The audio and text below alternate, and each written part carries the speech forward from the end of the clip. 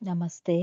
భగవంతుని పట్ల నిజమైన భక్తి విశ్వాసాలు ఉండి, భగవంతుణ్ణి చేరుకోవాలన్న దృఢ నిశ్చయం ఉన్నవారు, ఈ నవవిధ భక్తి మార్గాల్లో ఏదో ఒక దానిని ఎంచుకుని సాధన చేయడం ద్వారా భగవంతుణ్ణి సులభంగా చేరవచ్చు, మోక్షాన్ని పొందవచ్చు. భక్తి ఒక పవిత్రమైన భావన. దైవం పట్ల భక్తి భావన కలవారిని భక్తులు అంటారు. భక్తి వేదాంతాల సారం. మొదటిది శ్రవణం. అంటే వినడం. మంచి వాక్యాలు విన్న మానవుడు మంచిగా మారడానికి వీలవుతుంది. భగవంతుడిని చేరడానికి శ్రవణం సులభమైన మార్గం. జ్ఞానాన్ని ఇస్తుంది. భగవంతునిపై విశ్వాసం పెరుగుతుంది. ఉదాహరణ 7 రోజుల్లో మరణిస్తానని తెలిసినా 7 రోజుల్లో భాగవతం విని మోక్షాన్ని పొందిన పరీక్షిత్ మహారాజు శ్రవణ భక్తిని ఆశ్రయించి మోక్షాన్ని పొందాడు. రెండవది కీర్తనం.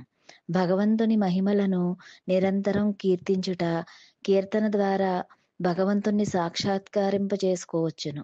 భజనలతో నారదుడు, తుంబురుడు, ప్రహ్లాదుడు, ఆళ్వార్లు, నయన్మార్లు, అన్నమయ్య, రామదాసు కీర్తనా భక్తితో పరమపదం పొంది భగవంతుణ్ణి చేరారు.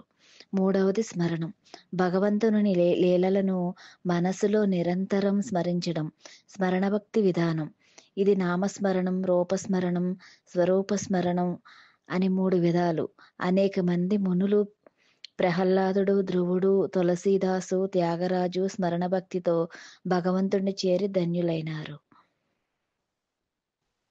శ్రీ పరంజ్యోతితో మైత్రి అనే యూట్యూబ్ ఛానల్‌ని సబ్స్క్రైబ్ చేయండి, లైక్ చేయండి, షేర్ చేయండి. పక్కనే ఉన్న గంట సింబల్‌ని నొక్కి ఆల్ అనే ఆప్షన్‌ని ఆన్ చేయండి. అప్పుడు మీకు ఈ శ్రీ పరంజ్యోతితో మైత్రి అనే ఛానల్‌లో వచ్చే వీడియోస్ అన్నీ మీకు లైన్‌గా వస్తాయి. Thank you.